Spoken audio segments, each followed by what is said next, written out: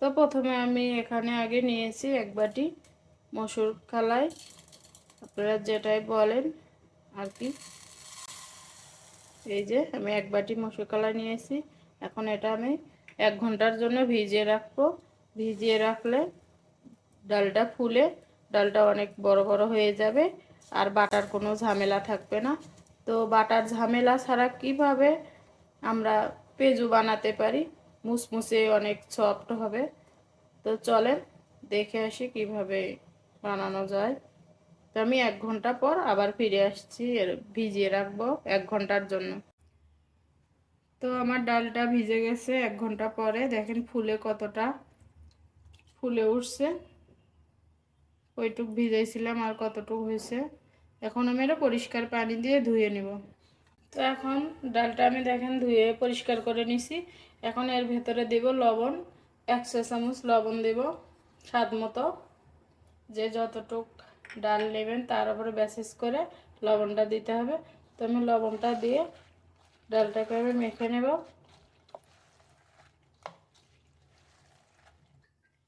তো এখন 1 বাটি পেঁয়াজ কুচি দিয়ে দেব, বড় বড় সাইজ করে কেটে রাখছি। দিয়ে দেব হাফ বাটি মরিচ কুচি,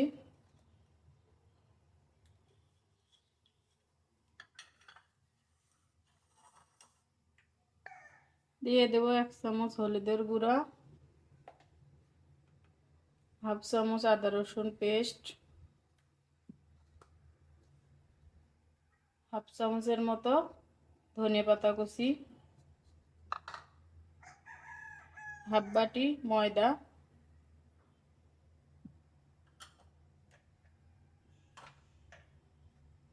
তো সবগুলো উপকরণ দিয়ে আমি মাখিয়ে নেব।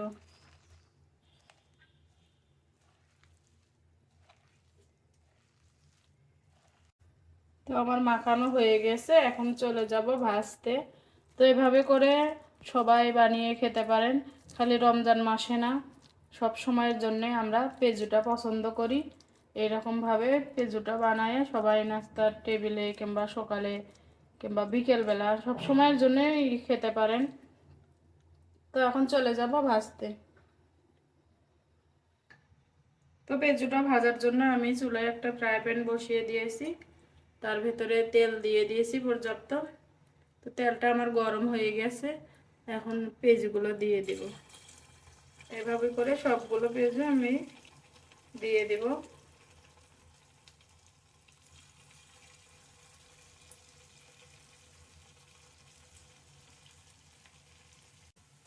তো আমি সবগুলো এভাবে দিয়ে দিলাম।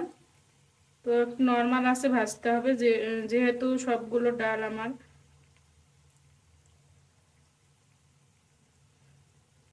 আস্ত, সবগুলো ডাল, তো আমি এভাবে করে আস্তে আস্তে করে ভেজে নেব অল্প আছে সবগুলো।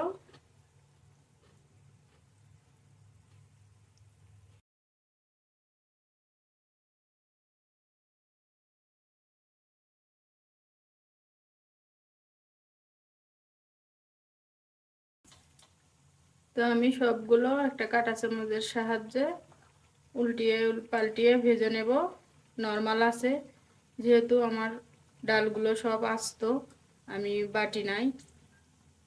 তো এভাবে করে আস্তে ধীরে বেশি সময় নিয়ে একটু ডালগুলো যেন সিদ্ধ হয়, ভেতরে মুসমুসে হয়, এই কারণে নর্মাল আছে বেশি সময় ধরে ভেজে নিতে হবে।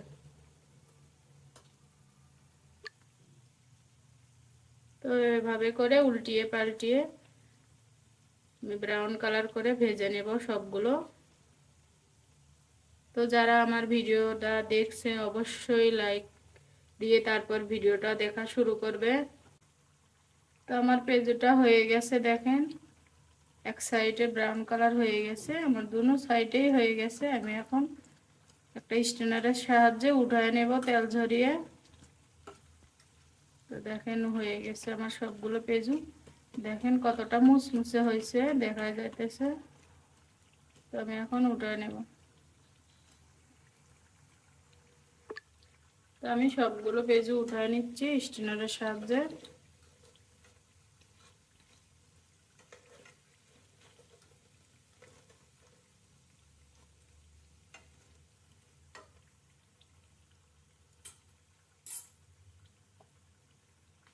আমি সবগুলো উঠা নেব। তো এখানে আমি কিচেন টিস্যু বিছায় নিছি, এখন আমি উঠাবো এর ভেতরে, যেন তেলটা শুষে নেয় টিস্যুটা। তো সবগুলো আমি একে একে আর ভেতর থেকে উঠে নেব এভাবে।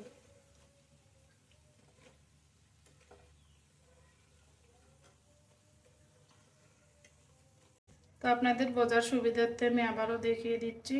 তো এভাবে করে দিয়ে দেবেন, যেহেতু আস্ত ডাল এত গোল করে দেওয়ার দরকার নেই, চেপটা করে দিয়ে দেবেন। ডালটা সিদ্ধ হবে ভালোভাবে, মুসমুসে হবে। তো এভাবে করে আমি সবগুলো ভেজে নিচ্ছি।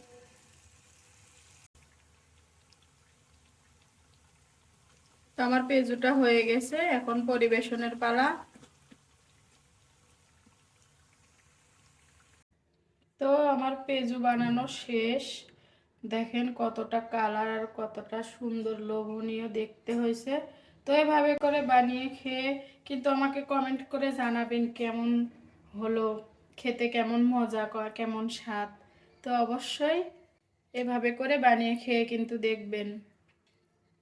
তো আজ এই পর্যন্তই, পরবর্তী ভিডিও দেখার জন্য অপেক্ষায় থাকেন।